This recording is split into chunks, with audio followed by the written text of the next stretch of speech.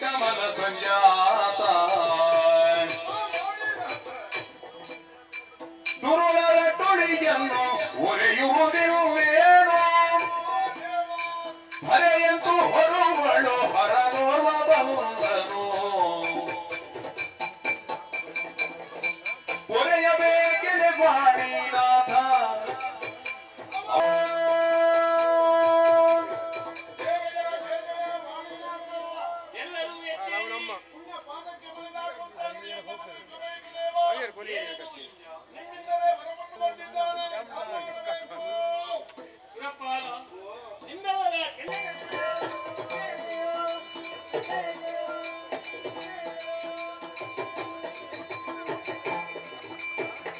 ಬಯಲು ಗಿರಾದಿಯ ಬಳಿಯೊಳಗಿದಿರಾಗಿ ಪುರಹರ ನಡೆತರನು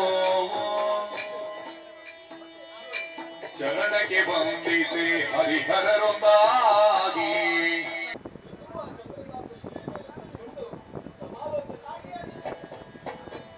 ಕುಳಿತವರು ಚಂದ್ರಕಾಂತ ಶಿಲೆಯೊಳೊಂದಾಗಿ ಕಳವಳಿಸಿ ಬಳಿಕವರು ತಿಳುಹಿಗ ಶರೀರ ನುಡಿ ಹರಿಹರರು ಮುಗಿರಾತ್ರಿಯೊಳಗಿರುವ ಹದನವನು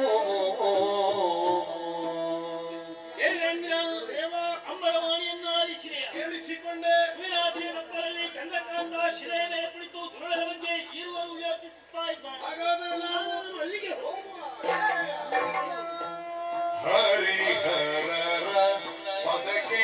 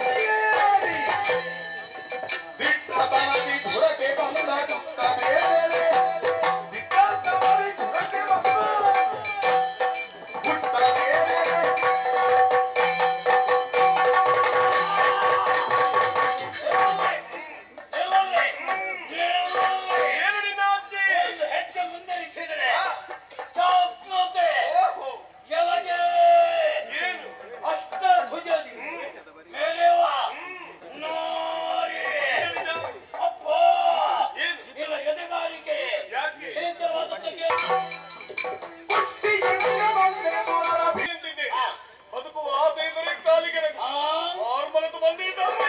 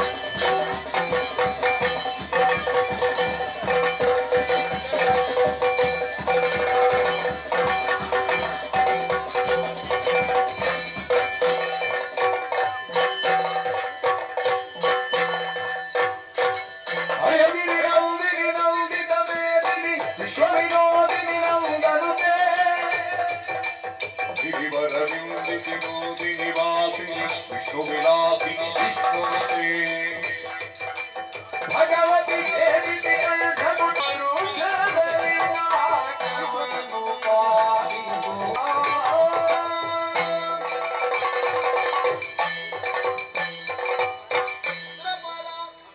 ನಿಮಗೆಲ್ಲರಿಗೂ ಕಷ್ಟವನ್ನು ಕೊಡುತ್ತಿದ್ದಂತಹ ನನ್ನನ್ನೇ ಅನನ್ಯ ಭಕ್ತಿಯಿಂದ ಪ್ರಾರ್ಥಿಸಿಕೊಂಡಿರಿ ಎಂದಾದರೆ ಪ್ರತ್ಯಕ್ಷವಾಗಿ ನಿಮ್ಮ ಕಷ್ಟಗಳನ್ನು ದೂರೀಕರಿಸುತ್ತೀರಿ.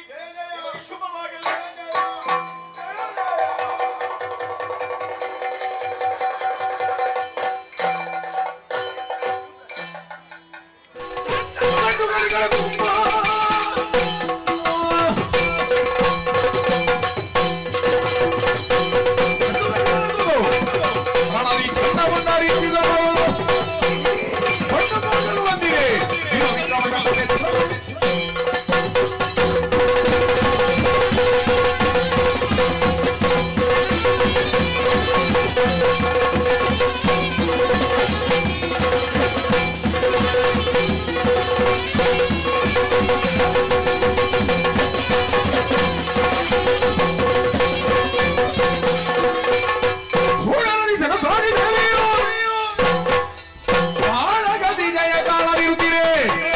ರೂಪವಧರಿಸಿದ ಇತ್ಯಾದ ಶಿರಗಳನ್ನೇ ಕಡಿದು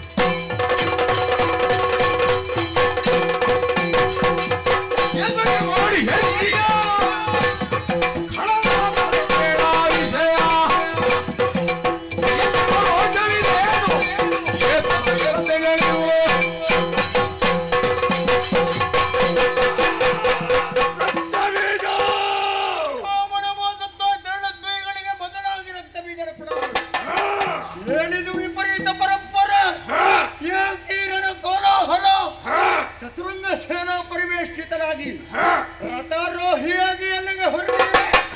ಸೇವಕನಾದಂತ ನಾನಿದ್ದೇನೆ.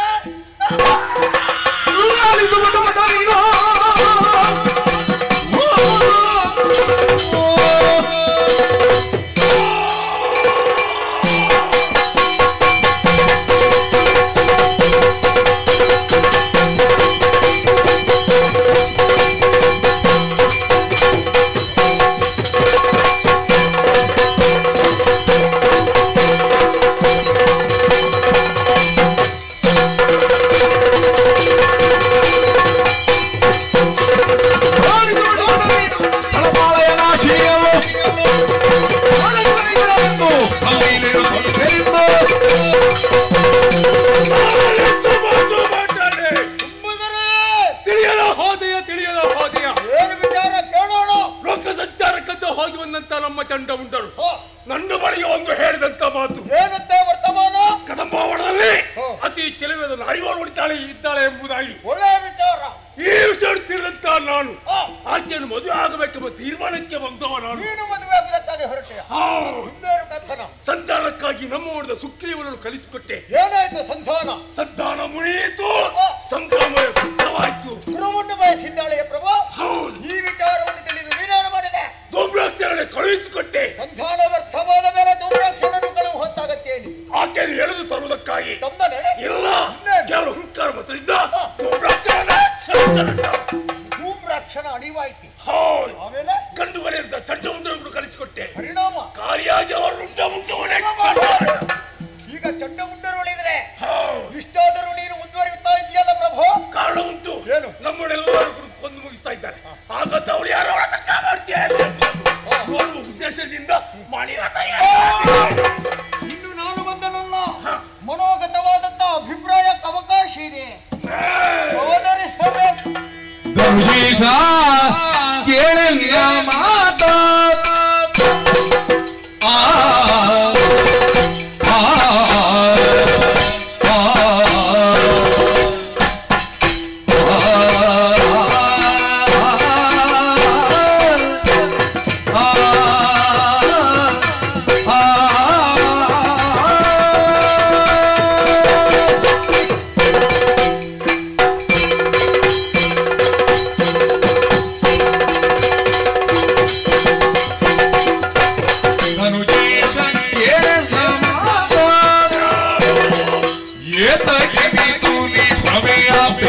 ಮನದಲ್ಲಿ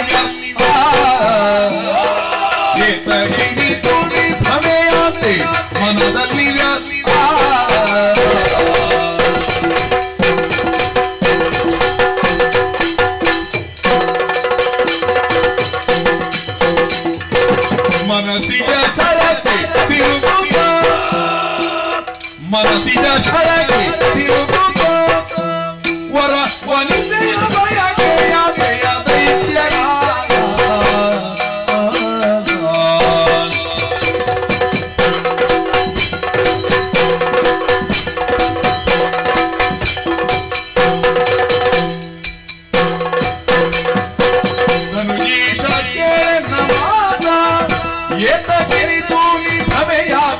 ಮನದಲ್ಲಿ ಅರ್ಥ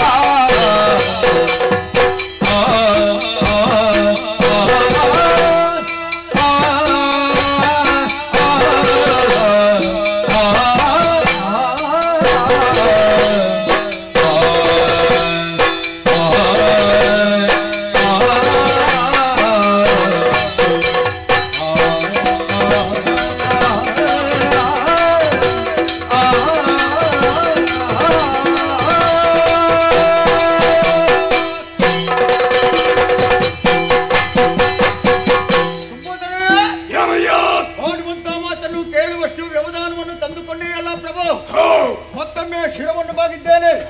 ದಿಕ್ಕು ದೆಸೆ ಇಲ್ಲದೆ ಬಳಲುತ್ತಿದ್ದು ದಾನವರಿಗೊಂದು ಸರಿಯಾದಂತ ನೆಲೆಯನ್ನು ಕಲ್ಪಿಸಿಕೊಡುವಲ್ಲಿ ಅವಿರತವಾದಂತ ಶ್ರಮಕ್ಕೆ ಸಿದ್ಧನಾದವ ನೀನು. ನಮ್ಮ ಜೀವನ ಅನ್ನುವುದು ಸುಖದ ಸೋಪಾನವಾಗಿರಲಿಲ್ಲ, ಒಂದು ಮುಳ್ಳಿನ ಹಾಸಿಗೆಯಾಗಿತ್ತು. ಯಾವುದನ್ನು ಲೆಕ್ಕಿಸದೆ ಲೋಕದಲ್ಲಿ ದಾನವರಿಗೊಂದು ಒಳ್ಳೆಯ ನ್ಯಾಯ ಬೆಲೆ ದೊರಕಬೇಕು ಅನ್ನೋ ಆಕಾಂಕ್ಷೆಯಿಂದ ಮಹತ್ತರವಾದಂತ ತ್ಯಾಗ ತ್ಯಾಗಕ್ಕೆ ಬದ್ಧನಾದವ ನೀನು. ಸರಿ, ಲೋಕೋತ್ತರವಾದಂತಹ ಕೀರ್ತಿಯನ್ನು ಬೆಳಗಿಸುವಲ್ಲಿ ಕೇವಲ ನಿನ್ನೊಬ್ಬರ ಅಪೇಕ್ಷೆ ಇದ್ದದ್ದಲ್ಲ ಪ್ರಭು. ಹೆತ್ತಬ್ಬೆಯಾದಂತಹ ಧನುದೇವಿ ಹಸುರು ಕುಲಕ್ಕೆ ಮಾತೆಯಾಗಿ ಒದಗಿ ಬಂದವರು. ಅಂತ ಮಹಾಮಾತೆ ಮಹತ್ತರವಾದಂತಹ ಕನಸಿನ ಗರ್ಭವನ್ನೇ ತಳೆದಿದ್ದರಂತೆ. ವೀರಾಧಿವೀರರನ್ನು ಪಡೆಯಬೇಕು, ಆ ಮೂಲಕವಾಗಿ ದಾನವರ ಏಳಿಗೆಯನ್ನು ಕಾಣುತ್ತಾ ಶೋಣಿತಾಪುರದಲ್ಲಿ ಸುಖವಾಗಿ ಕಾಲವನ್ನು ಕಳೆಯಬೇಕು. ಅವರ ಅಪೇಕ್ಷೆಯ ಪ್ರಕಾರ ಶುಂಭನಿ ಶುಭರಾದಂತಹ ನಿಮ್ಮೀರುವರ ಜನನವಾಯಿತು.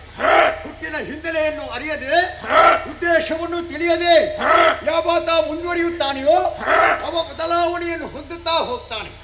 ಯಾರು ದೃಢ ಮಾನಸನೋ ಧೃತಿಯನ್ನು ಕಳೆದುಕೊಳ್ಳದೆ ಮುಂದುವರಿಯುತ್ತಾನೆಯೋ ಅವ ಜೀವನಕ್ಕೊಂದು ಬದ್ಧತೆಯನ್ನು ನೆಲೆಯನ್ನು ಕಲ್ಪಿಸುವಲ್ಲಿ ಲೋಕದಲ್ಲಿ ತಾನಾಗಿ ಕಾಣಿಸಿಕೊಳ್ತಾನೆ.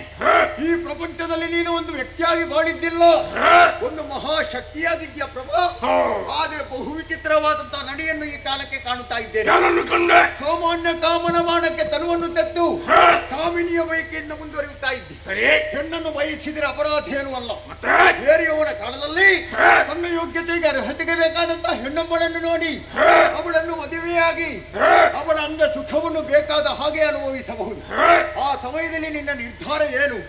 ಕಾರುಣ್ಯದಲ್ಲೇ ಅರಣ್ಯವನ್ನು ಸೇರಿ ಶರಣ್ಯ ಭಾವದಿಂದ ಹಿರಣ್ಯ ಗರ್ಭನನ್ನು ವೆಚ್ಚಿಸಿ ಆತನ ಕಾರುಣ್ಯಕ್ಕೆ ಒಳಗಾಗಿ ಅಮೋಘವಾದಂತಹ ವರಬಲವನ್ನು ಹೊಂದಿದವನು ನೀನು. ಹೊಡೆದಂತಹ ವರಬಲ ತನ್ನ ಸ್ವಾರ್ಥಕ್ಕಾಗಿ ವಿನಿಯೋಗಿಸಿದವನಲ್ಲ. ದಾನವರ ಏಳಿಗೆಯನ್ನು ಕಾಣುತ್ತಾ ಶೋಣಿತಾಪುರದಲ್ಲಿ ಕಾಲವನ್ನು ಕಳೆದವ. ಆ ಸಮಯದಲ್ಲಿ ಹೆಣ್ಣೊಬ್ಬಳು ಬೇಕು ಅಂತ ಆಗಿತ್ತೆ. ಕಾಮನ ಬಾಧೆ ನಿನಗೆ ಇರಲಿಲ್ಲ. ಸಾವಿರ ವರ್ಷಗಳ ಕಾಲ ದೀರ್ಘವಾದಂತಹ ಜೀವನವನ್ನು ನಡೆಸಿಕೊಂಡು ಬಂದವ ನೀನು.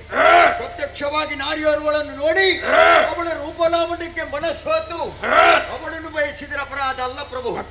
ನೀನು ಬಯಸಿದ್ದು ಯಾರನ್ನು? ನೀನು ಕಾಣದೇ ಇರುವಂತಹ ಹೆಣ್ಣು ನಿನ್ನ ಬಳಿಗೆ ಬರುವುದಕ್ಕೆ ಸಾಧ್ಯ ಉಂಟೆ? ಕೇವಲ ಕರುಣಾಕರಣಿಕೆಯಾಗಿಂತ ಕೇಳಿಕೆ ಸಾಕಾಗುವುದಿಲ್ಲ. ಪ್ರತ್ಯಕ್ಷವಾದಂತಹ ಪ್ರಮಾಣ ಅನ್ನೋದು ಬೇಕೇ ಬೇಕು. ಮೋಕ್ಷಗಳು ಮೋಕ್ಷ ಪದವಿಯನ್ನು ಬಯಸುವ ಹಾಗೆ ಅವಳ ಕೈ ಹಿಡಿಯಬೇಕು ಅನ್ನುವಂತ ಅಪೇಕ್ಷೆಯನ್ನು ಇರಿಸಿ ಮುಂದುವರಿದೆ ಎಂದಾದ್ರೆ ಅವಳು ಇಹಕ್ಕೆ ಒದಗಿ ಬರುವವಳೇ ಅಲ್ಲ. ಒಬ್ಬಳಕ್ಕೆ ಪರವನಿತೆ ಆಗಿರಬೇಕು. ಜಾಗೃತರಾಗೋಣ. ಅಯ್ಯೋ, ಕದಂಬ ಕಾಂತಾರದಲ್ಲಿರುವಂತಹ ಹೆಣ್ಣಿನ ಬಗ್ಗೆ ನಮ್ಮವರೇ ನನ್ನ ಬಳಿಗೆ ಬಂದು ಹೇಳಿದಂತ ಮಾತು ಆ ವಿಷಯದ ಬಗ್ಗೆ ನಾನೇ ತೀರ್ಮಾನ ತಗೊಂಡವ. ಹೇಗೆ ಗೊತ್ತಾ? ಆಕೆ ಸಾಮಾನ್ಯ ತರುಣಿ. ಆಕೆ ತರುಣಿಯಲ್ಲ, ಅವಳ ಆದಿಮಾಯಿ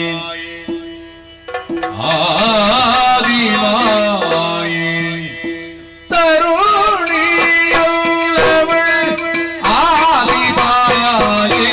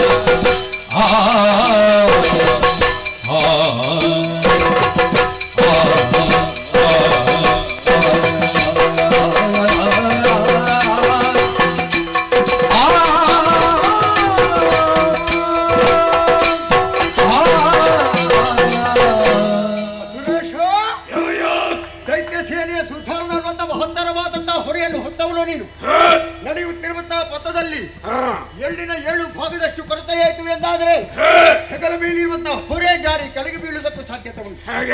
ಕದನ ಕಲಾಪವನ್ನು ಕೈಗಾಣಿಸುವಂತಹ ಉದ್ದೇಶದಿಂದ ರಥವನ್ನು ಏರಿ ಹೊರಟೆಯ ಪ್ರಭು. ಒಬ್ಬಾತ ವ್ಯಕ್ತಿ ದೇಹವನ್ನು ಹೊತ್ತೊಯ್ಯುವಂತ ರಥವನ್ನು ಏರ್ತಾನೆ ಅನ್ನೋದು ಪ್ರಧಾನ ಅಲ್ಲ, ಸಂಬಂಧಕ್ಕೆ ಬೇಕಾಗಿ ಬದಲಾಯಿಸಲೇಬೇಕು. ಆದ್ರೆ ನಮ್ಮ ಜೀವನದಲ್ಲಿ ಮನೋರಥ ಏನು ಅನ್ನೋದನ್ನು ಚೆನ್ನಾಗಿ ನಾವು ತಿಳಿಯಬೇಕು. ನಿನ್ನ ಈ ತನಕದ ಗಮ್ಯ ದಾನವರ ಅಭಿವೃದ್ಧಿಯನ್ನೇ ಬಯಸುತ್ತಾ ಇದ್ದವ. ನಿನ್ನ ಕೈಗಳಿಗೆ ದುಡಿಯುವಂತಹ 1000 ಮಂದಿಗೆ ರಕ್ಕಸರಿದ್ದಾರೆ. ನಿನ್ನ ಆಜ್ಞೆಯನ್ನು ಮೀರಿ ಹೋಗುವವರು ಯಾರು ಇಲ್ಲ. ಪಾತಾಳ, ಭೂಲೋಕ, ದೇವಲೋಕ ನಮ್ಮ ವಶವಾಗಿದೆ. ಸೂರ್ಯ ಚಂದ್ರರ ಸಂಚಾರಕ್ಕೆ ತಡೆಯನ್ನೊಡ್ಡಿ ನಭೋಮಂಡಲದಲ್ಲಿ ಸೂರ್ಯ ಚಂದ್ರರ ಹಾಗೆ ಸುಮ್ಮನೆ ಚುಮ್ಮನೆ ಮೆರೆಯುತ್ತಾ ಇದ್ದೀವಿ. ಇದೆಲ್ಲ ಲೋಕದ ವ್ಯವಸ್ಥೆಯನ್ನು ಹಾಳು ಮಾಡುವುದಕ್ಕೆ ನಾವು ಹೊರಟಿದ್ದೇವೆ. ಅದನ್ನು ಮತ್ತೊಮ್ಮೆ ಸುವ್ಯವಸ್ಥೆಗೊಳಿಸುವುದಕ್ಕೆ ಬೇಕಾಗಿ ಆ ಲೋಕನಾಯಕಿ ಜಗನ್ನಿಯಾಮಕಳು ನಮ್ಮ ಕಣ್ಣಿಗೆ ಕಾಣುವಂತ ಕದಂಬ ಕಾಂತಾರದಲ್ಲಿ ಮೋಹಕವಾದಂತಹ ರೂಪವನ್ನು ಬೀರಿದ್ದಾಳೆ. ಹಾಗಿದ್ದರೆ ಬಂದವಳು ಯಾರು, ಏನು ಅವಳ ಉದ್ದೇಶ ಅನ್ನುವುದನ್ನು ನಾವು ಚೆನ್ನಾಗಿ ಆಲೋಚನೆ ಮಾಡಬೇಕು. ಪ್ರಭು, ನಾವು ಧರೆಯಲ್ಲಿ ಅನ್ಯಾಯಾಧಿಕ್ಯದಿಂದಲೇ ಮೆರೆಯುತ್ತಾ ಇದ್ದೇವೆ. ಸಜ್ಜನರು, ಗೋವುಗಳು, ಮಾತೆಯರು, ಋಷಿಮುನಿಗಳೆಲ್ಲ ಕಣ್ಣೀರನ್ನೇ ಸುರಿಸುತ್ತಾ ಇದ್ದಾರೆ. ಯಜ್ಞವನ್ನು ನಿಲ್ಲಿಸಿದ್ದೇವೆ, ಧರ್ಮ ವಿರೋಧಿಯಾಗಿ ನಾವು ವ್ಯವಹರಿಸುತ್ತಾ ಇದ್ದೇವೆ. ಹಾಗಿದ್ರೆ ರಾಕ್ಷಸರ ಸರ್ವನಾಶವೇ ಆಕೆಯ ಉದ್ದೇಶ ಆಗಿರಲೂಬಹುದು. ಆದ್ದರಿಂದಲೇ ದೇವಾನು ದೇವತೆಗಳಿಗೆ ಅಭಯದಾನ ಮಾಡಿದ್ದಾಳಂತೆ. ಶೀಘ್ರದಲ್ಲೇ ದಾನವರನ್ನು ವಧಿಸಿ ಲೋಕದಲ್ಲಿ ಧರ್ಮವನ್ನು ಸ್ಥಾಯಿಯಾಗಿ ಉಳಿಸುತ್ತೇನೆ. ಹಾಗಿದ್ದರೆ ಬಂದವಳು ಯಾರು? ಆದಿಮಾಯಾದೇವಿ. ನಾವು ಸ್ವಲ್ಪ ಹಿಂದೆ ಹೋಗೋಣ. ಆದಿಯಲ್ಲಿ 3 ಮೂರ್ತಿಗಳ ಜನನಕ್ಕೆ ಕಾರಣೀಕರ್ತಳಾಗಿ ಅವರಿಗೆ ಒಂದೊಂದು ಕರ್ತವ್ಯವನ್ನು ನಿಯೋಜಿಸಿ ಅವರಲ್ಲಿ ಹೇಳಿದ್ದಾಳಂತೆ, ಕಷ್ಟಕಾಲದೊಳನ್ನ ನಿಷ್ಠೆಯಿಂದ ಭಜಿಸಿರಿ, ಪ್ರತ್ಯಕ್ಷವಾಗಿ ಅಥವಾ ಪರೋಕ್ಷವಾಗಿ ಒಂದು ನಿಮ್ಮ ಕಷ್ಟವನ್ನು ದೂರೀಕರಿಸುತ್ತೇನೆ. ಈ ನಿಟ್ಟಿನಲ್ಲಿ ನಾವು ಆಲೋಚನೆ ಮಾಡಿದೆವು ಎಂದಾದ್ರೆ ಅವಳು ಆದಿಮಾಯಾದೇವಿ ಸುಗ್ರೀವನಲ್ಲಿ ಸೂಚ್ಯವಾಗಿ ಹೇಳಿದ್ದಾಳೆ, ನನಗೆ ತಂದೆ ತಾಯಿಗಳು ಇಲ್ಲ, ಬಂಧು ಬಳಗ ಯಾರು ಅಂತಲೇ ಗೊತ್ತಿಲ್ಲ, ಕುಲಗೋತ್ರ ಪರಿವಾರ ಪರಿಸರ ನೋಡುವುದಕ್ಕೆ ಹೋಗಲಿಲ್ಲ. ಹಾಗಿದ್ರೆ ಏನಿದರ ಅರ್ಥ? ಈ ಲೋಕದ ಸೃಷ್ಟಿಗೆ ಕಾರಣೀಕರ್ತಳು ಆಕೆ, ಲೋಕ ಅಳಿದ ಮೇಲೆ ಉಳಿಯತಕ್ಕವಳು ಜಗನ್ಮಾತೆ, ಮಹಾಮಾತೆ ಅನ್ನುವುದನ್ನು ತೋರಿಸಿಕೊಟ್ಟಿದ್ದಾಳೆ. ಚಂಡಮುಂಡರ ಮಾತುಗಳನ್ನು ಕೇಳಿಸಿದಂತ ನೀನು ಅವಳನ್ನು ಕರೆತರುವುದಕ್ಕಾಗಿ ಮೊದಲಾಗಿ ಕಳುಹಿಸಿಕೊಟ್ಟದ್ದು ಯಾರನ್ನು? ಸುಗ್ರೀವನನ್ನು. ವಯೋವೃದ್ಧನು ಜ್ಞಾನವೃದ್ಧನವಾದಂತಹ ಸುಗ್ರೀವ ನಿನ್ನಾಜ್ಞೆಯನ್ನು ಶಿರಸ ವಹಿಸಿ ಓರ್ವ ದೂತನಾಗಿ ಕಾಂತಾರವನ್ನು ಸೇರಿದ. ಆದರೆ ಬರುವಾಗ ಆ ಸುಗ್ರೀವ ದೇವಿ ದೂತನಾಗಿ ಬಂದಿದ್ದಾನೆ. ಆರ್ತರಾಗಿ, ಶರಣರಾಗಿ, ಭಜಕರಾಗಿ ಅವಳ ಕಾಲಬುಡವನ್ನು ಸೇರುವವರು ಅವಳ ಶರಣರು ಅನ್ನುವುದನ್ನು ತೋರಿಸಿಕೊಟ್ಟಿದ್ದಾಳೆ. ಪ್ರಭು, ಸುಗ್ರೀವನಲ್ಲಿಯೇ ಒಂದು ಮಾತನ್ನು ಹೇಳಿದ್ದಾಳಂತೆ, ಬಾಲ್ಯದಲ್ಲೇ ಇರಿಸಿದ ಪಣ ಯಾವ ವೀರ ಯೋಧನೆ ಕದಂಬ ಮನಕ್ಕೆ ಬಂದರೆ ನನ್ನಲ್ಲಿ ಹೋರಾಟವನ್ನು ಮಾಡಿ ನನ್ನನ್ನು ಸೋಲಿಸಿ ಆಮೇಲೆ ಕರೆದುಕೊಂಡು ಹೋಗಲಿ ಅಂತ. ಹಾಗಿದ್ರೆ ನಾವು 3 ಲೋಕದಲ್ಲಿಯೂ ವಿಜಯವನ್ನು ಸ್ಥಾಪಿಸಿ ಆಗಿದೆ. ಈಗ ಅವಳು ಯಾರು? ನಮ್ಮಿಂದಲೂ ಅಧಿಕವಾದಂತಹ ಶಕ್ತಿ ಅವಳಲ್ಲಿ ಅಡಕವಾಗಿದೆ. 3 ಲೋಕದಲ್ಲಿ ಮೀರಿದ ಚೈತನ್ಯ ಅದು ಅನ್ನುವುದನ್ನು ತಿಳಿಯಬೇಕು. ಅವಳ ಅತಟನ್ನು ಮುರಿದು ಕರೆತರುವುದಕ್ಕಾಗಿ ದೈತ್ಯ ಸೇನೆಯ ಪ್ರತಿನಿಧಿಯಾದಂತಹ ಧೂಮ್ರಕ್ಕೆ ಹೋದ. ಮಾತಿಗೆ ಅವಕಾಶ ಇಲ್ಲ. ಎದ್ದು ಬಂದು ಯುದ್ಧವನ್ನು ಮಾಡಿದ್ದು ನೋಡ್ಲಿಲ್ಲ. ಕೇವಲ ಕುಳಿತಲ್ಲಿಂದಲೇ ಹುಂಕರಿಸಿ ಒಬ್ಬಾತ ದೈತ್ಯನನ್ನು ಸುಟ್ಟಿದ್ದಾಳೆ. ಹೇಳಿದರ ಅರ್ಥ ಸೋಲಿತದ ಸರ್ವ ರಕ್ಕಸರು ನನಗೆ ಹಿಡಿಬುದಿ ಹಾಗೆ ಅನ್ನೋದನ್ನು ತೋರಿಸಿಕೊಟ್ಟಿದ್ದಾಳೆ. ಚಂಡಮುಂಡರ ಜೊತೆ ಅಂದ್ರೆ ಹಾಗೆ ಅಲ್ವ ಪ್ರಭು? ಆ ಜೊತೆ ಎಲ್ಲಿಯೂ ಸಿಗುವುದಕ್ಕೆ ಸಾಧ್ಯವೇ ಇಲ್ಲ. ಹಾಗಿದ್ರೆ ಒಂದು ಕಾಲದಲ್ಲಿ ಚಂಡಮುಂಡರಿಗೂ ನಿನಗೂ ಘೋರವಾದಂತಹ ಸಂಗ್ರಾಮ ನಡೆದಿತ್ತಂತೆ. ಆ ಕಾಲದಲ್ಲಿ ನಾರದರ ಆಗಮನವಾಯಿತು. ಒಂದು ಸಂಧಾನವನ್ನು ಮಾಡಿದ್ರು. ಧರೆಯಲ್ಲಿರುವಂತಹ ಫಲಾನ್ವಿತರನ್ನು ತನ್ನ ತೋಳದಕ್ಕೆಗೆ ತೀರಿಸಿಕೊಳ್ಳಬೇಕು ಅನ್ನುವ ಉದ್ದೇಶದಿಂದ ಚಂಡಮುಂಡರಿಗೆ ಒಂದೊಂದು ಪದವಿಯನ್ನು ನೀನು ಕೊಟ್ಟವ. ಬ್ರಹ್ಮಚರ್ಯ ವೃತವನ್ನು ಪಾಲಿಸುವ ತನಕ ಮರಣದ ನೆರಳು ಹತ್ತಿರ ಸುಳಿಯುವುದಿಲ್ಲ ಅಂತ ಚಂಡಮುಂಡರ ಬ್ರಹ್ಮಚರ್ಯವನ್ನಾದರೂ ದೂರೀಕರಿಸಿ ಆ ಮೂಲಕವಾಗಿ ಉಗ್ರವಾದಂತಹ ಹೋರಾಟವನ್ನು ಮಾಡಿ ಅವರ ಶಿರವನ್ನೇ ಚೆಂಡಾಡಿದ್ದಾಳೆ. ಈ ನಿಟ್ಟಿನಲ್ಲಿ ನಾವು ಮುಂದುವರಿದೆವು ಎಂದಾದ್ರೆ ಯಮನಾಲಯದಲ್ಲಿ ಮನೆ ಮಾಡಬೇಕಾದಿತ್ತು. ಏನು ಯೋಚನೆ ಮಾಡಿ. ಅಯ್ಯ, ಇಷ್ಟೆಲ್ಲ ಅವಳ ಬಗ್ಗೆ ನೀನು ಹೇಳಿದ್ಯಲ್ವಾ? ಹಾಗಾಗಿ ನಿನ್ನ ಅಭಿಪ್ರಾಯ ಮುಂದಿನದು ಅದು ಹೇಳು. ನೀನು ಕ್ರಮಿಸುತ್ತಿರುವಂತ ಮಾರ್ಗ ಇದೆಯಲ್ಲ, ಇದನ್ನು ಬಿಡುವನವ ಮೂರ್ಖತೆಯ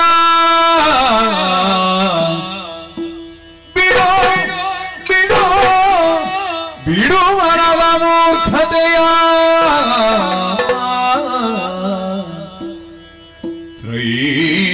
ಜಗದೊಡತಿ ಚರಣಕ್ಕೆ ಭಕ್ತಿಯಿಂದಲೇ ಒಡಮಡುತ್ತಾ ಜಗದೊಡತಿ ಚರಣ ಭಕ್ತಿಯಿಂದಲೇ ಒಡಮಡುತ್ತಾ ಪಡೆದವಳ ಕಾರುಣ್ಯದಲ್ಲಿ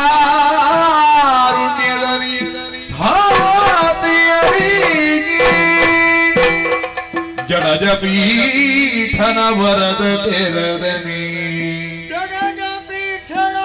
ವರದ ತೆರದಲ್ಲಿ ಪಡೆದು ಸುಖವನ್ನು ಮಾಡು ಜಡಜ ಪೀಠನ ವರದ ತೆರದಲ್ಲಿ ಪಡೆದು ಸುಖವನ್ನು ಬಾಳು ಬಿಡು ಬಿಡು ಬಿಡು ಬಿಡು ಮನದ ಮೂರ್ಖತೆಯ ಪ್ರಭು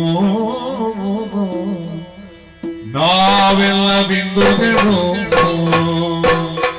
ಅವಳ ಸಿಂಹೋ ಭೈರವಿ ನಾವೆಲ್ಲ ಬಿಂದುಗಳು ಅವಳ ಸಿಂಹೋ ಭೈರವಿ ಪ್ರಭು ಬಿಡು ಮನದ ಮೂರ್ಖತೆಯ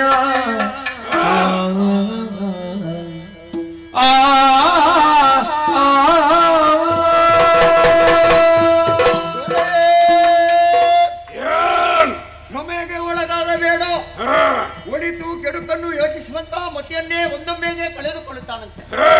ಸರಿಯಾಗಿ ಆಲೋಚನೆ ಮಾಡಿ ನೋಡು. ಅಧಿಕಾರ, ಐಶ್ವರ್ಯ, ತಾರುಣ್ಯ ಈ ಮೂರರ ಮಧ್ಯೆ ಅವಿವೇಕವು ಕೂಡಿತು ಎಂದಾದರೆ ವ್ಯಕ್ತಿಯೊಬ್ಬನ ಜೀವನದಲ್ಲಿ ಅನಾಹುತ ತಪ್ಪಿದ್ದಲ್ಲ. ವಿವೇಕವು ಸದಾಕಾಲ ಪ್ರಾಪ್ತವಾದರೆ ಅವನ ಬಾಳು ಬಂಗಾರವಾಗ್ತದೆ ಅನ್ನೋದಕ್ಕೆ ಸಂದೇಹ ಬೇಕೆ? ಮೂರ್ಖವಾದವನು ಹಿಡಿದು ಕವಿಸುವುದರಿಂದ ಜೀವನದಲ್ಲಿ ಯಾವತ್ತೂ ಯಾವನು ಏಳಿಗೆಯನ್ನು ಕಾಣುವುದಕ್ಕೆ ಸಾಧ್ಯವೇ ಇಲ್ಲ. ಮುಂದಿರಿಸಿದಂತಹ ಹೆಜ್ಜೆಯನ್ನು ಹಿಂದಕ್ಕೆಳೆದು ಎಂದಾದ್ರೆ ಲೋಕದಲ್ಲಿ ಅಪವಾದ ಅಪಹಾಸ್ಯಕ್ಕೆ ಈಡಾಗ್ತೇವೆ ಅನ್ನೋ ಆತಂಕ ಅನವರತ ನಿನ್ನ ಮನಸ್ಸಿನಲ್ಲಿ ಕಾಡುತ್ತಾ ಇರಬಹುದು. ಹೇಳುವವರು 1000 ಮಂದಿಗಳಿದ್ದಾರೆ. ನಮ್ಮ ಕೊರಳನ್ನು ಬಲಿ ಕೊಡುವಾಗ ನಾವು ಯೋಚನೆ ಮಾಡುವುದು ಬೇಡವೇ? ನಿನ್ನ ಸಾಧನೆ ಶ್ಲಾಘನೀಯವಾದುದು. ಒಂದು ಕಾಲದಲ್ಲಿ ಜಡಜ ಪೀಠನನ್ನೇ ತಪಸ್ಸಿನ ಮೂಲಕ ಮೆಚ್ಚಿಸಿ ಯೋಗ್ಯವಾದಂತಹ ಹೊರಬಲವನ್ನು ಹೊಂದಿದವನು ನೀನು. ಈಗ ನೋಡಿದ್ರೆ ಅವಳು ಮಹಾದೇವಿ ಅನ್ನುವುದನ್ನು ತೋರಿಸಿಕೊಟ್ಟಿದ್ದಾಳೆ. ನಾವು ಅವಳ ಮುಂದೆ ಕೇವಲ ಬಿಂದುಗಳು ಮಾತ್ರ, ಬಿಂದುಗಳು ಮಾತ್ರ. ಅವಳು ಹಾಗಲ್ಲ, ಕದಂಬವನದಲ್ಲಿ ಸಿಂಧುವಿನ ಹಾಗೆ ಬೆರೆಯುತ್ತಾ ಇದ್ದಾಳೆ. ಕರೆತರುವುದಕ್ಕಾಗಿ ಹೋದಂತ ಅದೆಷ್ಟೋ ಮಂದಿ ವೀರಾದಿ ವೀರರಲ್ಲಿ ಹೋರಾಟವನ್ನು ಮಾಡಿ ಮಣ್ಣಲ್ಲಿ ಮಣ್ಣಾಗಿಸಿದವಳು ಮಹಾಮಾತೆ. ಹಾಗಿದ್ದರೆ ಭೈರವಿಯಾಗಿ ಎಲ್ಲವರನ್ನು ಕೊಂದವಳು ಇದ್ದಾಳೆ. ಈಗ ಕೂಡ ಅಷ್ಟೇ ಪ್ರಭು. ಕೇವಲ ದಾನವರು ಉಳಿದರೆ ಸಾಕಾಗುವುದಿಲ್ಲ. ದಾನವೇಶನಾದಂತ ನೀನು ಉಳಿಯಬೇಕು. ಧನುಜ ಸಮಾಜದ ಉದ್ಧಾರ ಆಗಲೇಬೇಕು. ಹಾಗಾಗಿ ಕೊನೆಯದಾಗಿ ಒಂದು ಮಾತನ್ನು ಹೇಳುತ್ತಾ ಇದ್ದೇನೆ. ಅಪ್ರಿಯವಾದರೂ ಸ್ವೀಕರಿಸುವಂತಹ ಮನ ಮಾಡಬೇಕು. ಹೇಳಲೇ ಹೇಳಲೇ ಜಗದಂಬಿಕೆಯ ಕೈ ಹಿಡಿಯುವಂತ ಯೋಚನೆ ಬೇಡ. ಮತ್ತೆ ಏನ್ ಮಾಡ್ಬೇಕು? ನಾನು ಉದ್ಧಾರಕ್ಕೆ ಬೇಕಾಗಿ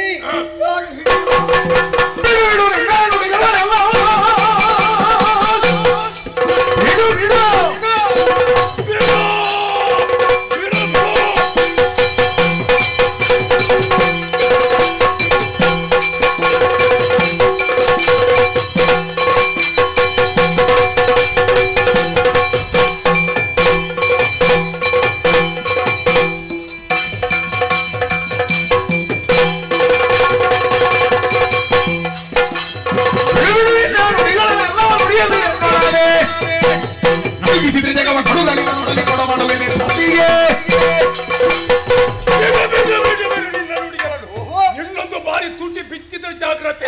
ಇದ್ದವರನ್ನು ಉಳಿಸುವಂತ ಇದ್ದರು ಉಳಿಸುವಂತದ್ದು ಕೆಲಸ ನನ್ನದು. ಎಲ್ಲ ಮರಿದಾದ ಆಸನ ಕಾಣುತ್ತೆ. ನಿನಗೆ ಮಾತನಾಡುವುದಕ್ಕೆ ಅವಕಾಶ ತುಂಬಾ ಕೊಟ್ಟಿದ್ದೇನೆ. ಸಾವಿರ ಮಂದಿಗಳನ್ನು ಸೇರಿಸಿ ಏನು ಮಾತಾಡೋದು ಅವಕಾಶ ಕೊಟ್ಟರು ಏನು ಮಾತಾಡ್ತೀಯ? ಬಿಡು. ನಿನ್ನ ಒಂದು ಕೆಲಸ ಹೇಳ್ತಾ ಇದ್ದೇನೆ. ನಿನ್ನಿಂದ ಆಗುವುದಿದ್ರೆ ಹೋಗು. ಕದಂಬಾವಳದಲ್ಲಿರುವಂತಹ ಹೆಣ್ಣನ್ನು ಹೆಣೆದು ತಾ. ಇಲ್ಲವಾದ್ರೆ ಅದು ಆಗುವುದಿಲ್ಲವೇ? ಪ್ರಾಣ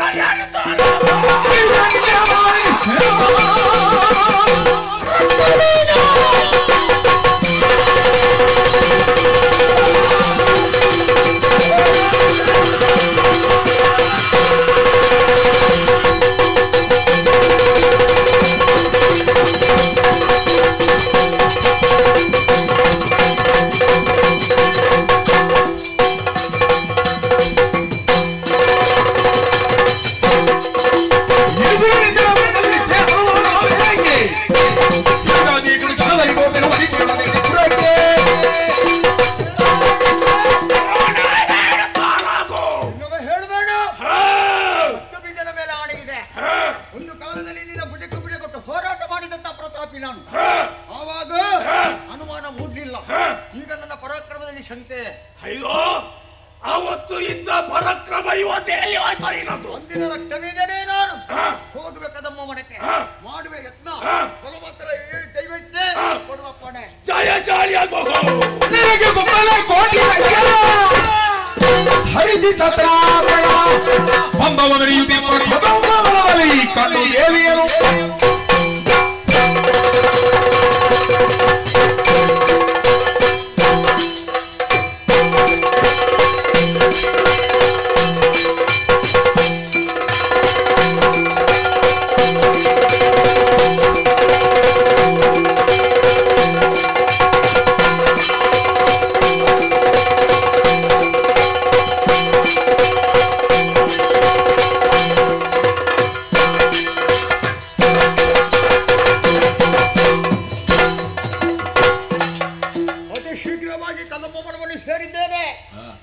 ಒಂದು ವಿಚಿತ್ರವಾದಂತಹ ಅನುಭವವಾಗಿ ಹೋಯ್ತಲ್ಲ. ಹಗಲು ಕತ್ತಲೆಯಾಗಿ ಕಾಣಬೇಕಾದಂತಹ ಗಾಢಾಂಧಕಾರವಾದಂತಹ ಪ್ರದೇಶ ಈಗ ಎಲ್ಲಿ ನೋಡಿದರೂ ಬೆಳಕೇ ಬೆಳಕು. ನಾನು ಆಲೋಚನೆ ಮಾಡುವುದನ್ನಲ್ಲ, ಇವತ್ತು ಬೆಳಕಿನ ವ್ಯವಸ್ಥೆ ಮಾಡಿದ ಬಯಲ್ಲಿದ್ದಾಳಂತೆ ಬೇಕು ನನಗೆ. ಓಯ್, ಲೋಕ ವ್ಯವಸ್ಥೆಯನ್ನೇ ಕಾಪಾಡಬಲ್ಲವಳು ಇಲ್ಲಿ ಇದ್ದಾಳೆ ಎಂದಾದ ಮೇಲೆ ಅವಳಿಗೆ ಪ್ರತ್ಯೇಕವಾದಂತಹ ವ್ಯವಸ್ಥೆ ಬೇಕೇ? ನನ್ನ ಧೀಶಕ್ತಿಗೆ ಪ್ರಚೋದನೆ ಕೊಡ್ತಾ ಉಂಟು. ರಕ್ತಬೀಜ ಮುಂದುವರಿ ಮಹತ್ತರವಾದಂತಹ ಚೇತನಕ್ಕೆ ತಲೆಬಾಕು, ಆಮೇಲೆ ಅನಂತದಲ್ಲಿ ಒಂದಾಗು ಎನ್ನುವ ಹಾಗೆ ಹರಿಹರ ವಿಧಿ ಪ್ರೇರಣೆಯಲ್ಲವೇ ಅಲ್ಲ. ಯಾರ ಕಾರಣೀಕ ಕೇಳಿಬಲ್ಲೆವು ನಾವು. ಹೆಣ್ಣೊಬ್ಬಳು ಗುಂಡಾರಣ್ಯದಲ್ಲಿ ನೆಲೆಯಾಗಿದ್ದಾಳಂತೆ, ಅವಳ ವಿಶೇಷವೇ ಆಗಿರಬೇಕು. ಅಪ್ಪ ಅಪ್ಪ, ನಾನು ಇದನ್ನು ಗಮನಿಸಲೇ ಇಲ್ಲ. ನೆಟ್ಟ ದೃಷ್ಟಿಯಿಂದ ಸೂರ್ಯಬಿಂಬವನ್ನು ನೋಡಬಲ್ಲೆ, ಆದರೆ ಈ ಬಿಂಬವನ್ನು ನೋಡುವಂತಹ ಸಾಮರ್ಥ್ಯ ನನ್ನ ಅಕ್ಷಿಗಳಿಗೆ ಇಲ್ಲದಾಗಿ ಹೋಯ್ತಲ್ಲ. ಪ್ರಖರವಾದಂತಹ ಪ್ರಭೆ ನೋಡಿ ನೋಡಿ ನೋಡಿ. ಸದಾಕಾಲ ಪ್ರಾಣಿಗಳಲ್ಲ ವೈರವನ್ನೇ ಇರಿಸಿ ಬಾಳಿ ಬದುಕಬೇಕಾಗಿತ್ತು, ಆದರೆ ಇದು ದಿವ್ಯ ಸಾನ್ನಿಧ್ಯ ಅನ್ನೋದು ಸ್ಪಷ್ಟವಾಗುತ್ತಾ ಉಂಟು. ಪ್ರಾಣಿಗಳೆಲ್ಲ ಒಂದಕ್ಕೊಂದು ಸ್ನೇಹ ಸೌಹಾರ್ದತೆಯಿಂದ ಬದುಕುತ್ತಾ ಉಂಟು. ಪ್ರಕೃತಿಯನ್ನೇ ಮೀರಿದ ಈ ಬದಲಾವಣೆಗೆ ಏನು ಕಾರಣ? ಹೆಣ್ಣೊಬ್ಬಳು ನೆಲೆಯಾಗಿದ್ದಾಳೆ. ಹುಲಿ ಮರಿಯೊಂದು ಹುಲ್ಲೆ ಮರಿಯ ಜೊತೆ ಸರಸ ಮಾಡುತ್ತಾ ಉಂಟು. ಹಾವಿನ ಹೆಡೆಯ ನೆರಳನ್ನು ಕಪ್ಪೆಯೊಂದು ಆಶಯವಾಗಿ ಪಡೆದಿದೆ. ಪ್ರಕೃತಿಗೂ ಪ್ರಪಂಚಕ್ಕೂ ಒಳಗಾಗುವುದಲ್ಲ, ಎರಡನ್ನೂ ತನ್ನ ಅಂಕೆಯಲ್ಲಿ ಇರಿಸಿಕೊಳ್ಳಬಲ್ಲವಳೆ ಧರೆಗೆ ಇಳಿದಿದ್ದಾಳೆ ಅನ್ನೋದು ಸ್ಪಷ್ಟ. ಆದ್ದರಿಂದಲೇ ಬೆಳಕಿನ ದೊಡ್ಡ ಪ್ರಭಾವಲಯ ಕಾಣಿಸುತ್ತಾ ಉಂಟು. ಮರಗಳನ್ನು ನೋಡಿದೆ, ಬಳ್ಳಿಗಳನ್ನು ನೋಡಿದೆ. ಬೇರೆ ಬೇರೆ ಬೇರೆ ಬೇರೆ ಋತುಗಳಲ್ಲಿ ಕಾಣಿಸಬೇಕಾದಂತಹ ಫಲಗಳು ಪುಷ್ಪಗಳು ಒಂದೇ ಋತುವಿನಲ್ಲಿ ಕಾಣಿಸುತ್ತಾ ಇದೆ. ಇದಕ್ಕೆ ಹೇಳುವುದು ಶ್ರೀ ದೇವಿ ಮಹಾತ್ಮೆ. ನಮ್ಮ ಅಸುರರಿಗೆ ದೇವಿ ಮಹಾತ್ಮೆ ಏನು ಅಂತ ಅರ್ಥ ಆಗಲಿಲ್ಲ. ಎಲ್ಲ ಬಂದದ್ದು ಕಾಳಗ ಮಾಡಿದ್ದು ಸತ್ತದ್ದು. ಆದರೆ ನಾವು ಹಾಗಲ್ಲ, ಸಂಪೂರ್ಣವಾಗಿ ತಿಳಿದ ಹಾಗಾಯ್ತು. ಹಾಗಿದ್ರೆ ಹೆಣ್ಣೊಬ್ಬಳು ಇಲ್ಲಿ ಇದ್ದಾಳೆ ಎಂದಾದ ಮೇಲೆ ನಾವು ಇಲ್ಲಿವರೆಗೆ ಬಂದಾಗಿದೆ. ಅವಳನ್ನೊಮ್ಮೆ ಕಣ್ಣಾರ ಕಾಣಬೇಕು. ಹೇಗಪ್ಪ ಸಾಗಲಿ, ಹೇಗೆ ಸಾಗಲಿ, ಹೇಗೆ ಸಾಗಲಿ? ಸರಿ ಸರಿ, ಮೃತ್ಯುವಿನಿಂದ ಅಮೃತತ್ವದೆಡೆಗೆ, ಅಸತ್ಯದಿಂದ ಸತ್ಯದೆಡೆಗೆ, ತಮಸ್ಸಿನಿಂದ ಜ್ಯೋತಿಯೆಡೆಗೆ ಜೀವಾತ್ಮರು ಸಾಗುವ ಹಾಗೆ ಬೆಳಕಿನ ಕಿರಣದ ಸೆಳೆಯನ್ನು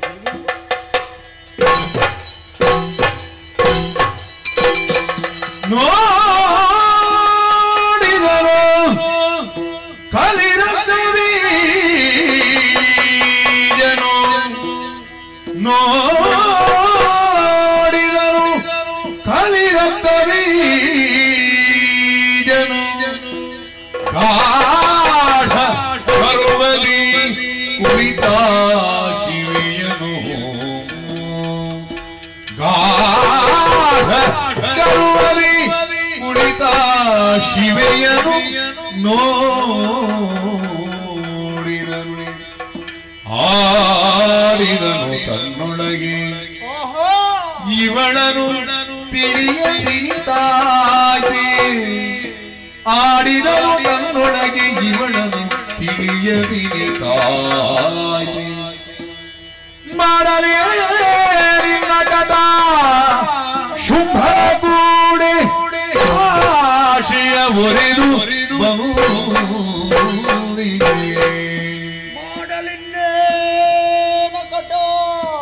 ಶುಂಭರ ಕೂಡೆ ಭಾಗ್ಯರೊರೆದು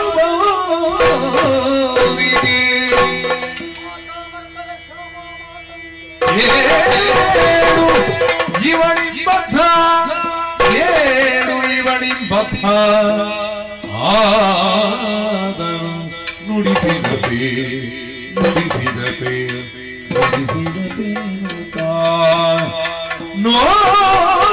ನೋಡಿದರು ಕಲಿರಕ್ತ ಬೀಜರು ಗರುವದಿ ಕುಳಿತ ಶಿವೆಯನು ನೋಡಿದನು ಆಡಿದನು ಆಡಿದನು ಜಯ ಜಯ ಜಯ ಜಯ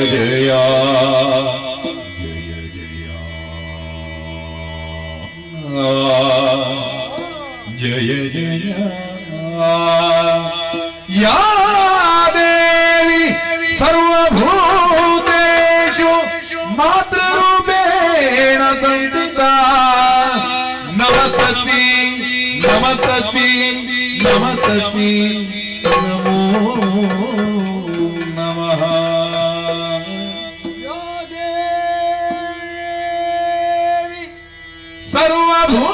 ಸರ್ವಭೂತೇಷು ಶಕ್ತಿರೂಪೇಣ ಸಂಸ್ಥಿತಾ ನಮಸ್ತಸ್ಮೈ ನಮಸ್ತಸ್ಮೈ ನಮಸ್ತಸ್ಮೈ ನಮೋ ನಮಃ ಜಯ ಜಯ ಜಯ ಜಯ ಜಯ ಜಯ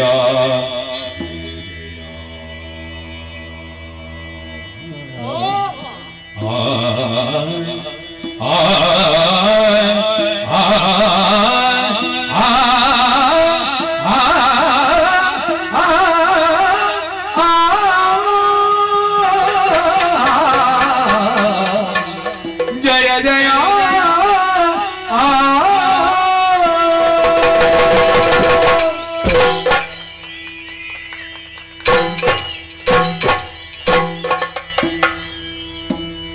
ನಾನೀಗ ಎಲ್ಲಿದ್ದೇನೆ?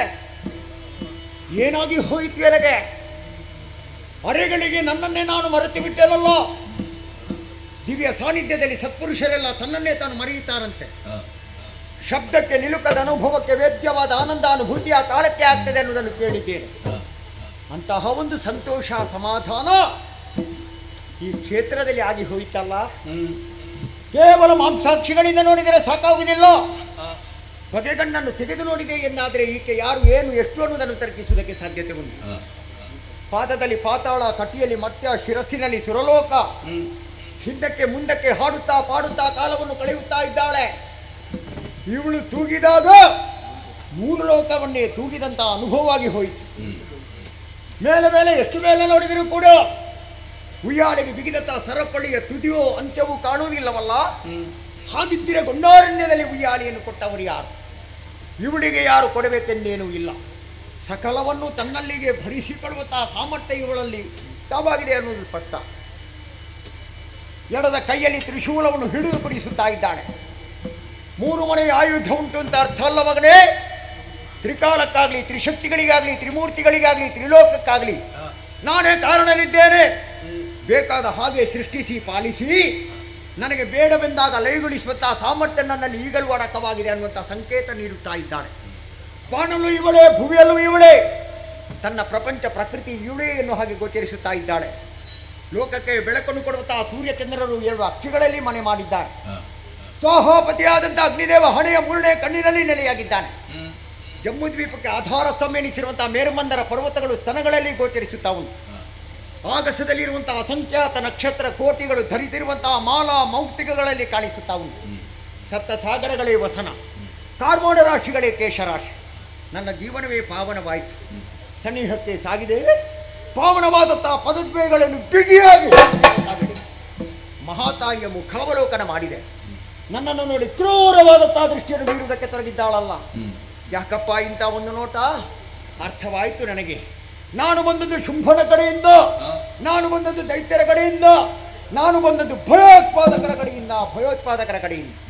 ಭಯಾತಂಕ ನಿರ್ಮಾಣ ಆದಂಥ ಕಾಲಕ್ಕೆ ತಾನೇ ಕಾಣಿಸಿಕೊಂಡು ಸಜ್ಜನರ ಮನಸ್ಸಿನಲ್ಲಿರುವಂತಹ ಭಯವನ್ನು ದೂರೀಕರಿಸುವುದಕ್ಕೆ ಶಕ್ತಳಾದವಳು ಇವಳು ಅನ್ನೋದು ಸ್ಪಷ್ಟ. ನಾವು ಎಲ್ಲಿ ಒಳ್ಳೆಯ ಕೆಲಸ ಮಾಡಿದ್ದೇವೆ, ಮತ್ತೊಬ್ಬರ ಮಣ್ಣೆ ಹೊಡೆದಿದ್ದೇವೆ, ಮತ್ತೊಬ್ಬರ ಮನೆ ದೋಚಿದ್ದೇವೆ.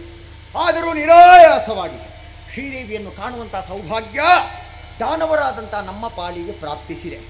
ಯಜ್ಞದ ಮೂಲಕವಾಗಿ, ತಪಸ್ಸಿನ ಮೂಲಕವಾಗಿ, ದಾನದ ಮೂಲಕವಾಗಿ ಮಹಾದೇವಿಯನ್ನು ವರಿಸಿದ್ದಲ್ಲ, ದೌಷ್ಟ್ಯದಿಂದ ವರಿಸಿದ್ದೇವೆ. ನಾವು ದುಷ್ಟರಾದುದರಿಂದಲೇ ಧರೆಗೆ ಇಳಿದು ಬಂದಿದ್ದಾಳೆ. ದುಷ್ಟರಿಗೆ ಯಾವತ್ತೂ ದುಷ್ಫಲ ಅಲ್ಲದೆ ಸತ್ಫಲ ದೊರಕುವುದಕ್ಕೆ ಸಾಧ್ಯವೇ ಇಲ್ಲ, ಅನುಭವಿಸಲೇಬೇಕು. ಆದರೆ ಒಡೆಯನ ವಿಚಾರವಾಗಿ ಎನಿಸಿದಾಗ ಕರುಳಿಗೆ ಕತ್ತಿಟ್ಟಂತ ಅನುಭವವಾಗುತ್ತಾ ಉಂಟು. ಒಂದು ಕಾಲದಲ್ಲಿ ಕಂಡಡಿಯಲ್ಲಿ ಭಂಡರೋಪಾದಿಯಲ್ಲಿ ಜೀವನವನ್ನು ಸಾಗಿಸುತ್ತಾ ಇದ್ದವರು ಈಗ ಹಾಗಲ್ಲ. ಪೃಥ್ವಿ ಮೂರರಲ್ಲಿ ನಮಗೊಂದು ಒಳ್ಳೆಯ ಸ್ಥಾನ ಮಾನ ಲಭಿಸಿದೆ. ನಿರಾಯಾಸವಾಗಿರುವಂತಹ ವೇಳೆಯಲ್ಲಿ ಯಾರು ಔದಾರ್ಯದಿಂದ ತಂದುಕೊಟ್ಟಂತಹ ಕೊಡುಗೆ ಇದಲ್ಲ, ಸ್ವಪ್ರಯತ್ನದ ಸಾಧನೆಯ ಪ್ರತೀಕವಾಗಿ ಇಂದಿನ ಸುಖ ಪಡೆಯುವಲ್ಲಿ ಹಿಂದೆ ಅದೆಷ್ಟೋ ಕಷ್ಟವನ್ನು ಅನುಭವಿಸಿದ್ದೇವೆ. ಆದರೆ ಒಡೆಯನ ಆಜ್ಞೆಯನಿಗೆ ಶಿರೋದಾರ್ಯ ಗಾಢಗರ್ವದೆ ಕೊಟ್ಟಿದ್ದಾಳೆ. ಯಾರಲ್ಲಿ ಗರ್ವ ತೋರಿಸಬೇಕು? ಸಜ್ಜನರಾದಂತಹ ದೇವಾನು ದೇವತೆಗಳಿಗೆ ಅಭಯದಾನ ಮಾಡಿದ್ದಾಳಂತೆ. ಅಂತಹ ಸತ್ಯಾತ್ಮರಾದಂತಹ ದೇವತೆಗಳನ್ನು ಬಡಿದೋಡಿಸಿ ಧರ್ಮಪೀಠದಲ್ಲಿ ಕುಳಿತಿದ್ದಾನೆ ನಮ್ಮೊಡೆಯ ಶುಂಭ. ಇದೆಲ್ಲ ಲೋಕದ ವ್ಯವಸ್ಥೆಯನ್ನು ಹಾಳು ಮಾಡುವುದಕ್ಕೆ ನಾವು ಹೊರಟಿದ್ದೇವೆ. ಏನೇ ಆಗಲಿ ಶಕ್ತಿ ಪ್ರದರ್ಶನ ಸಲ್ಲದಂತೆ ಮುಂಭಾಗದಲ್ಲಿ ಅವಳು ಬರ್ತಾಳೆ ಎಂದಾದರೆ ವೈಭವದಿಂದ ಶೋಣಿತದ ಅರಮನೆಗೆ ಕರೆದುಕೊಂಡು ಹೋಗಬೇಕು. ಬದಲಾಗಿ ಯುದ್ಧವೇ ನಡೆಯಿತು ಎಂದಾದರೆ ಅದು ರಕ್ತಬೀಜಾಸುರನ ಪಾಲಿನ ಯುದ್ಧ ಅಲ್ಲ, ಒಂದು ಮಹಾನವಮಿ ಎನ್ನುವ ಹಾಗೆ ಭಾವಿಸ್ತೇನೆ. ಆ ಮೂಲಕವಾಗಿ ಮೋಕ್ಷ ಸಾಮ್ರಾಜ್ಯವನ್ನು ಪಡೆಯುವುದಕ್ಕೆ ಮುಂದಾಗಬೇಕು. ಅಡಿಗೆರಗಿ ಕ್ಷಮಾಯ ಏಣಾಂಕಲಿ ಭದ್ರೇ ನೀನೇ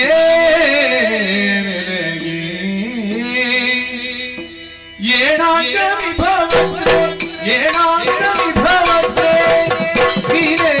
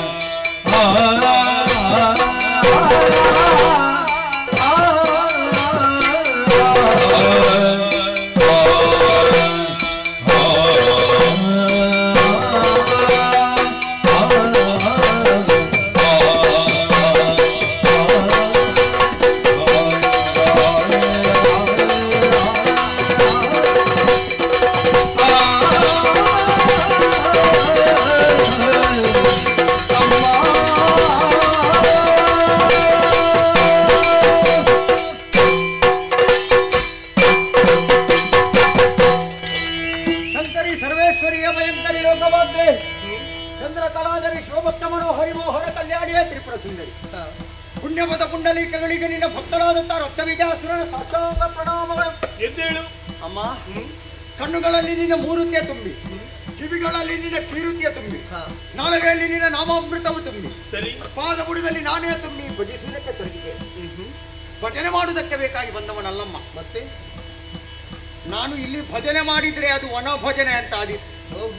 ನಮ್ಮ ಒಂದು ನಗರದಲ್ಲಿ ನಗರ ಭಜನೆಗೆ ಎಷ್ಟು ಮಂದಿಗಳಿದ್ದಾರೆ ಗೊತ್ತುಂಟಾ? ಹೌದೇ. ನಿನ್ನ ಕುರಿತಾಗಿ ಭಜನೆ ಮಾಡಬೇಕು ಅನ್ನೋ ಅಶ್ವತ್ತರವನ್ನು ಇರಿಸಿದ್ದೇನೆ. ಅಮ್ಮ, ಏಣಾಂಕನಿಭವದನಿಯಾಗಿ ರಾರಾಗಿಸುತ್ತಾ ಇದೆಯನ್ನುತ್ತಾ ವರ್ತಮಾನ ನಮ್ಮೊಡೆಯ ತಿಳಿದ ಕೂಡಲೇ ನಿನ್ನನ್ನು ಮದುವೆ ಆಗುವಂತ ಇಚ್ಛೆ ಉಳ್ಳವನಾಗಿ ಅನೇಕ ಮಂದಿ ವೀರಾಧಿ ವೀರರನ್ನು ಕಳುಹಿಸಿಕೊಟ್ಟ. ನಿಜ. ಒಬ್ಬೊಬ್ಬರಿಗೆ ಒಂದೊಂದು ವಿಧವಾದಂತಹ ಉತ್ತರವನ್ನು ಕೊಟ್ಟೆಯಂತೆ. ನನ್ನಲ್ಲಿ ಆ ರೀತಿ ಹೇಳಬಾರದಮ್ಮ. ನೋಡೋಣ. ಪೃಥ್ವಿಮೂರ್ಯಕ್ಕೆ ಒಡೆಯನಾಗಿ, ಧನುಜರಿಗೆಲ್ಲ ಆಧಾರ ತಮ್ಮನಾಗಿ, ಕುಂಭಿಣಿಯ ಪ್ರತ್ಯಕ್ಷ ಲೋಕೇಶ ಅನ್ನುವಂತಹ ನೆಗಳಿಕೆಯನ್ನು ಹೊಂದಿದವ ನಮ್ಮಡಿಯ ಶುಂಭಾಸುರ. ಸರಿ. ಅವ ಒಬ್ಬ ಗಂಡುಗಲಿ. ಹೆಣ್ಣಂದ್ರೆ ನೀನಮ್ಮ. ನೀನು ಒಂದು ಕಡೆಯಲ್ಲಿ ಇರುವುದು, ನಮ್ಮ ಒಡೆಯ ಒಂದು ಕಡೆ ಇರುವುದು ಯುಕ್ತವಲ್ಲ. ಮತ್ತೆ ನೀವಿರುವರು ಜೊತೆಯಾಗಿ ಭಕ್ತರಾದಂತಹ ಶರಣರಾದಂತ ನಮ್ಮನ್ನು ಹರಸಿದಿರಿ ಎಂದಾದ್ರೆ ನಾವು ಅತಿ ಬೇಗನೆ ಉತ್ಕರ್ಷೆಯನ್ನು ಗಳಿಸುವುದಕ್ಕೆ ಸಾಧ್ಯತೆ ಉಂಟು. ಬರುವಾಗಲೇ ಬಂಗಾರದ ರಥವನ್ನು ತಂದಿದ್ದೇನೆ. ಇದರಲ್ಲಿ ನೀನು ಕುಳಿತುಕೊಳ್ಬೇಕಮ್ಮ. ಇದರ ಹಿಡಿಕೆಗೆ ನಾನೇ ಹೆಗಲು ಕೊಡ್ತೇನೆ. ಶೋಣಿತಾಪುರಿಗೆ ವೈಭವದಿಂದ ಸಾಗೋಣ. ಸರಿ. ಬಾರಿಸುವಂತಹ ಮರಣ ಮೃದಂಗವನ್ನು ಕೈಯಲ್ಲಿ ವರ್ಣ ಮಾಲಿಕೆಯನ್ನು ಶುಂಭನ ಕೊರಳಿಗೆ ಕೀವಳಿ ನಮಗೆಲ್ಲ ಸುಖವನ್ನು ಹಿಡಿಯುವ ನಮಿರುವ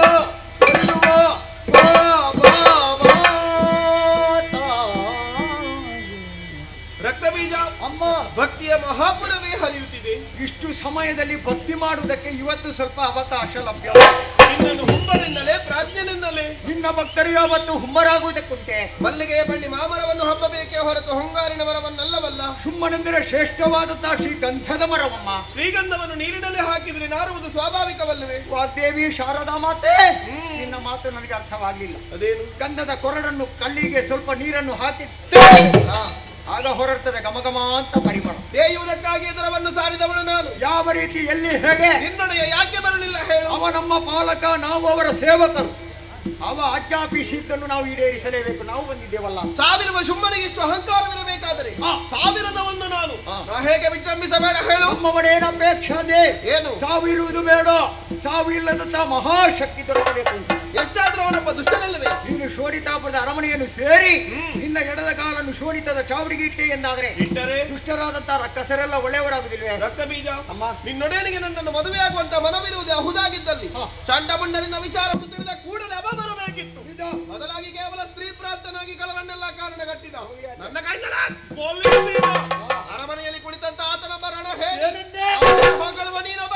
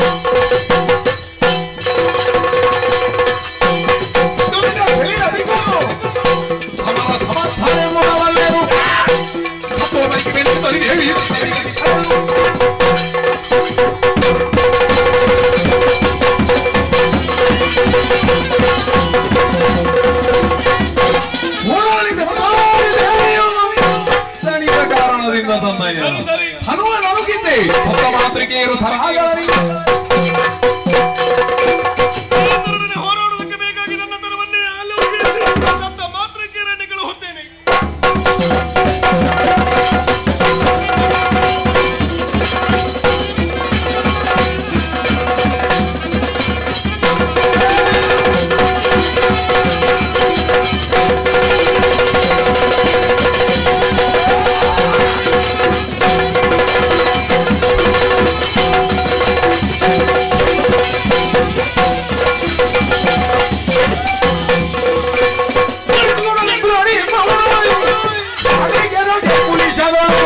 ಶೋಣಿತ ಜನಪದ ಕೋಟಿ ಸಂಖ್ಯೆಯಲ್ಲಿ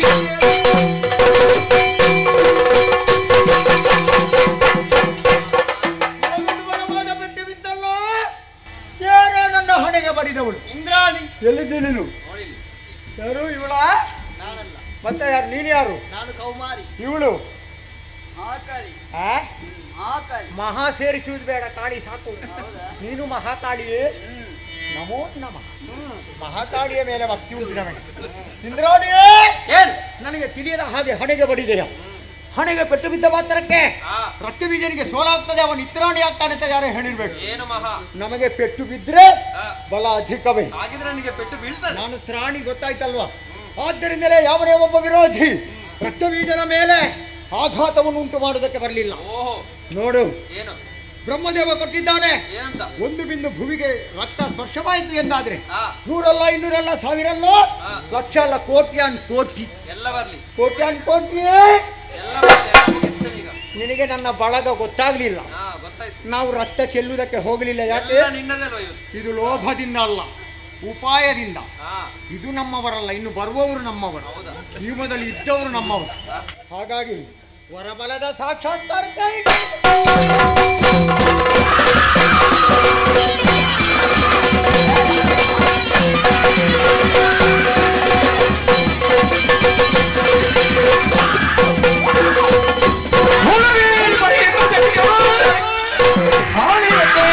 ರೂಪವಿ ಧರಣಿಯಲ್ಲಿ ತಾಕುವ ಈ ರಕ್ತವನ್ನೆಲ್ಲವೂ ಸರ್ವರಕ್ತದಿಂದ ಕೋಟಿ ಕೋಟಿ ರಕ್ತ ಬೀಜರು ಹುಟ್ಟುತ್ತಾರೆ. ಇವುಗಳನ್ನು ರಕ್ತ ತಲೆಗೆ ಸೋಕಬಾರದು. ಅದಕ್ಕಾಗಿ